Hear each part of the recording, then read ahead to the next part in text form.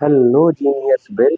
तो आज हम लोग देखने वाले हैं कूलाम्स का नियम। तो कूलाम का नियम जो है क्या होता है, इसकी परिभाषा और इसके चार्जेज के बीचों में यानी तो बिंदु आवेश हो हमारे, तो कब आकर्षण बल और कब प्रतिकर्षण बल लगेगा, यानी अट्रैक्शन फोर्स और रिपल्सन फोर्स कब कार्य करेगा, इसके बारे में जानेंगे। और बहुत सारी ऐसी डिटेल्स जानने वाले हैं जो आज आप पहली बार देखने वाले हो। और डीप में हम न्यूक्लियस के अंदर तक जाएंगे।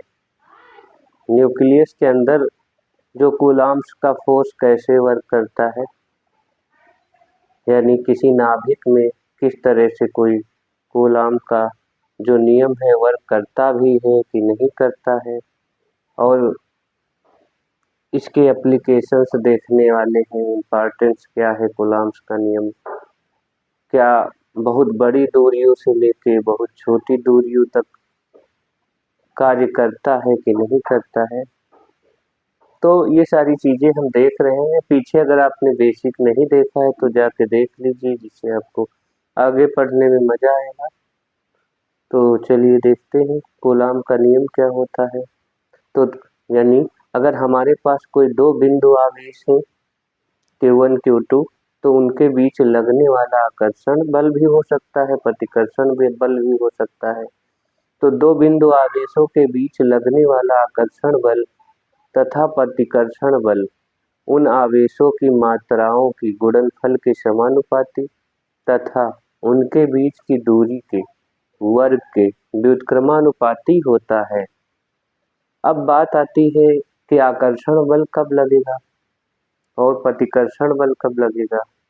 तो आकर्षण बल हमारा तब लगता है जब हमारे जो चार्जेज होने चाहिए वो डिफरेंट नेचर के होने चाहिए, यानी एक प्लस में हो तो एक माइनस हो, और एक माइनस हो तो दूसरा प्लस हो, यानी डिफरेंट नेचर के होने चाहिए तो हमारा आकर्षण बल लगेगा।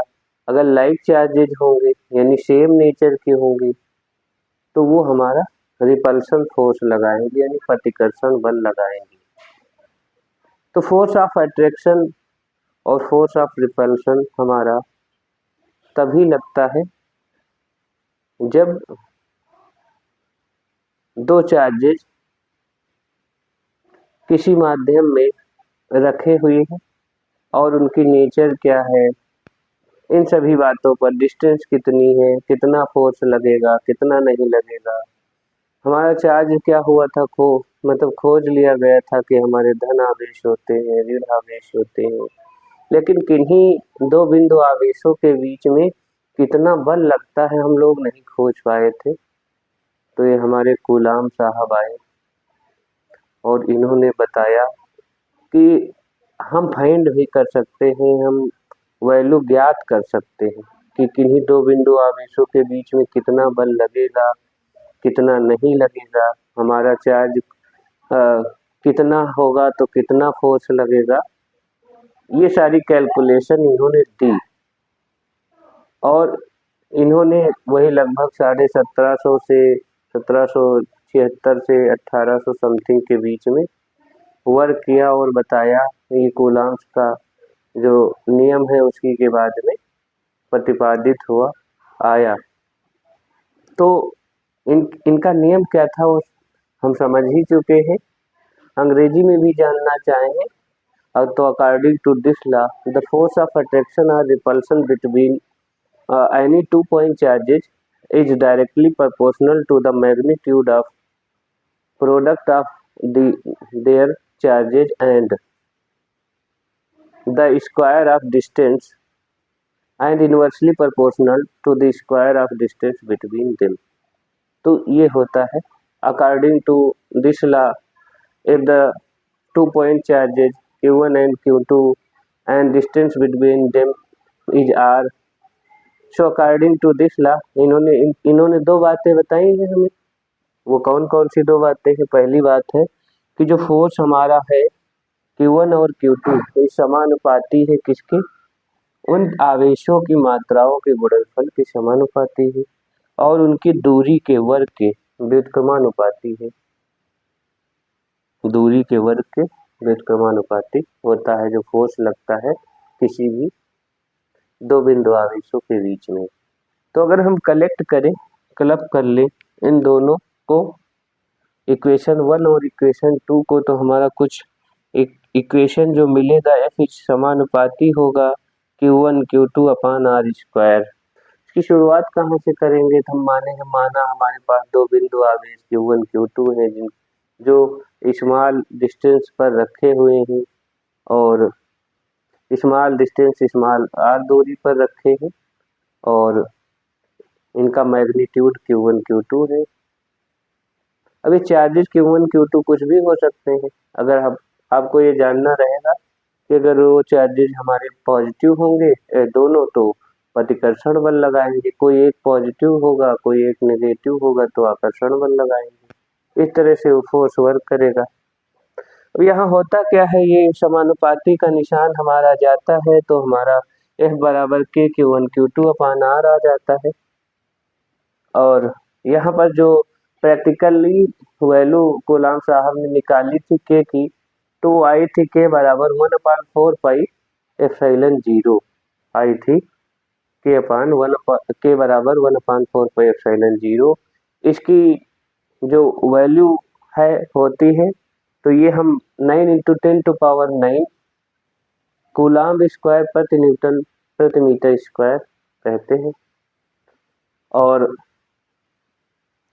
तो फॉर एयर एंड वैक्यूम के लिए K का मान 1 होता है और मीडियम के लिए K का मान 1 से बड़ा होता है। ये K वो वाला K नहीं है आपका, यहाँ पर ये जो K मीडियम वाला है और यहाँ एक K और आया है, इनकी ये जो प्रोपोर्शनलिटी कांस्टेंट वाला K है वो कुछ और है और ये हमारा मीडियम वाला जो K है वो कुछ और है।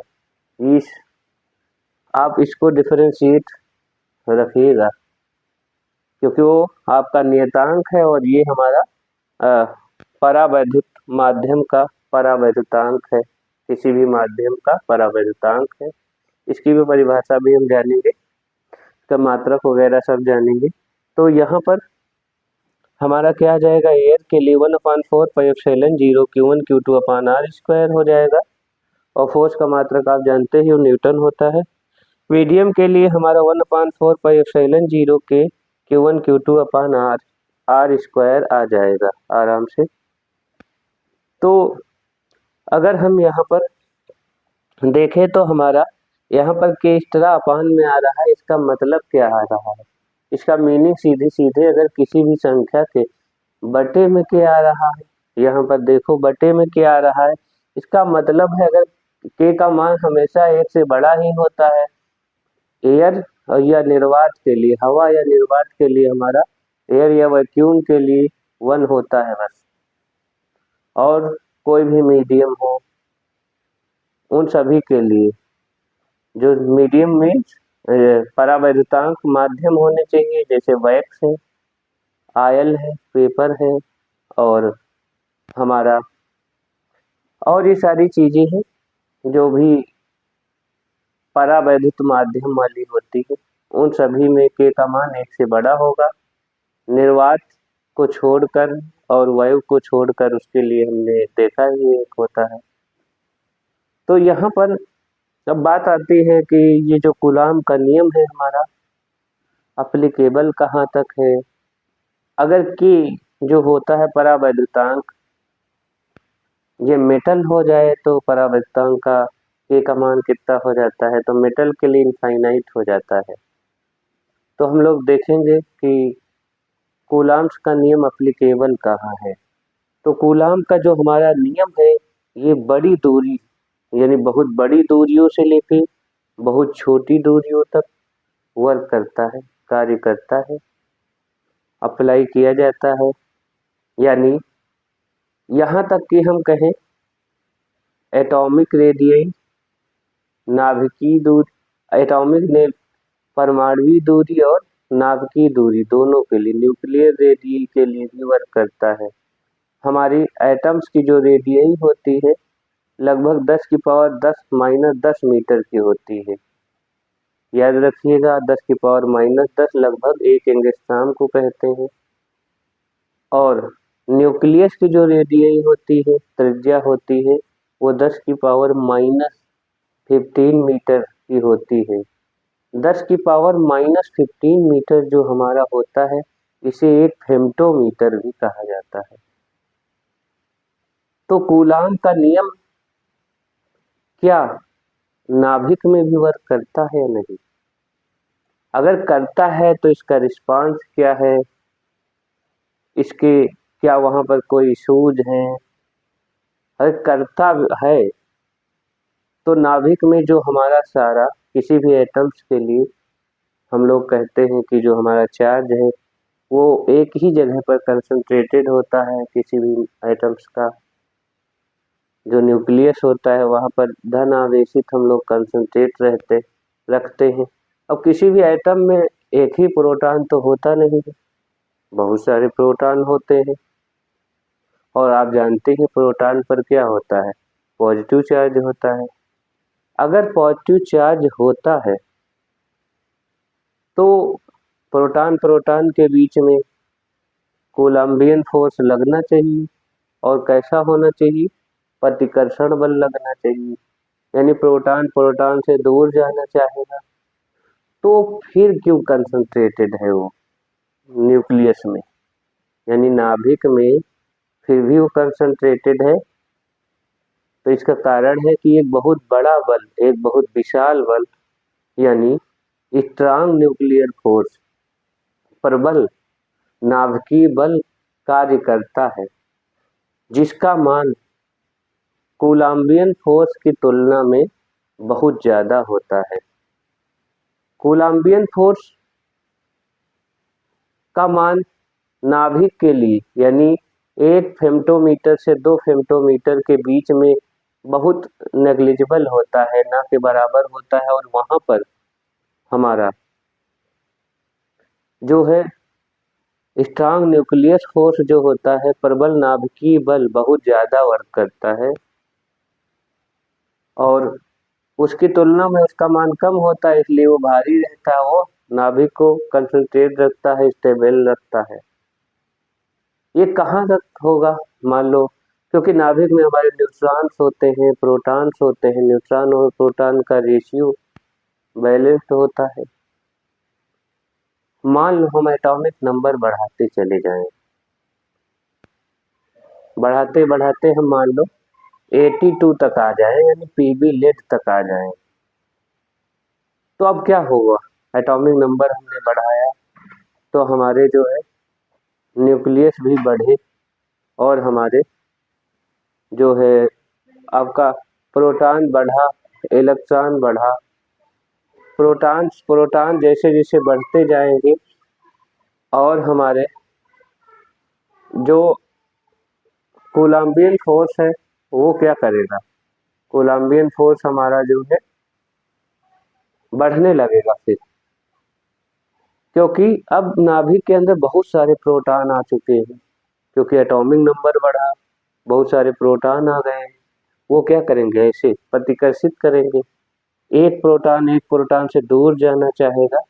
तो यहाँ पर होने लगता है रेडियो एक्टिव डिके, यानी जो रेडियो एक्टिविटा हम पर लोग पढ़ते हैं, रेडियो एक्टिव क्षय पढ़ते हैं, शुरू हो जाता है।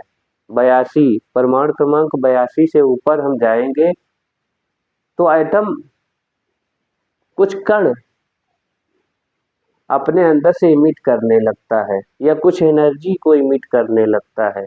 और वो क्या होना चाहता है? स्टेबल होना चाहता है, अपनी स्टेबिलिटी बना के रखना चाहता है। यानी तो ये यहाँ यानी 82 से ऊपर हमारा क्या, एक बात आती है 82 से ऊपर, 82 के ऊपर परमाणु क्रमांक के लिए क्या प्रबल नाभिकीय बल अब कम हो जाता है? तो बिल्कुल कम हो जाता है। यहाँ पर डोमिनेट कर जाता है हमारा कोलम्बियन फोर्स।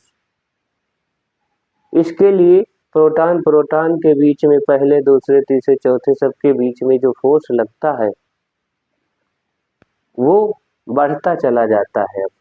अब प्रोटॉन प्रोटॉन से दूर हटना चाहता है, तो एक एटम क्या करना चाहता है? टूटना चाहता है, दो या दो से अधिक भागों में। तो वहीं से डिके शुरू हो जाता है। तो ये आप याद रखिए कि अगर 82 से नीचे है लेड तक, तो हम लोग एक्टिविटी मतलब मान सकते हैं कि लगभग स्टेबल आइटम्स होते हैं, एलिमेंट्स होते हैं। लेकिन उसके बाद फिर हमारा डिके शुरू हो जाता है, स्टेबल नहीं रह जाते हैं, कोलम्बियन फोर्स वहाँ भारी हो जाता है, प्रबल नाभिकीय बल कम हो जाता है, इसके कारण अनस्टेबिलिटी आ जाती है। तो आइटम फिर से स्टेबल होने के लिए कुछ एनर्जी या कुछ कण इमिट करने लगता है, या अपने कई पार्ट करके वो पीछे आना चाहता है पीरियोडिक टेबल में, यानी स्टेबल होना चाहता है। तो आज आशा करते हैं आपको बहुत अच्छे से समझ में आया होगा, और अच्छे अच्छे वीडियो अभी देखने के लिए, अभी इसके आगे हमें कूलाम्ब की क्या मीनिंग है सारी बातें लेके आएंगे, वेक्टर फॉर्म्स क्या होता है, और बहुत इसमें बेसिक क्वेश्चन जो आपने पहली बार आप देखोगे, इन सभी को लेके आएंगे। तो आशा करते हैं आपको वीडियो बहुत अच्छा लगा होगा, और ऐसे अच्छे अच्छे वीडियो, अच्छे अच्छे न्यूमेरिकल्स, अच्छी अच्छी जानकारी देखने के लिए आप हमारे साथ बने रहें। और थैंक्स फॉर वॉचिंग, फिर मिलेंगे।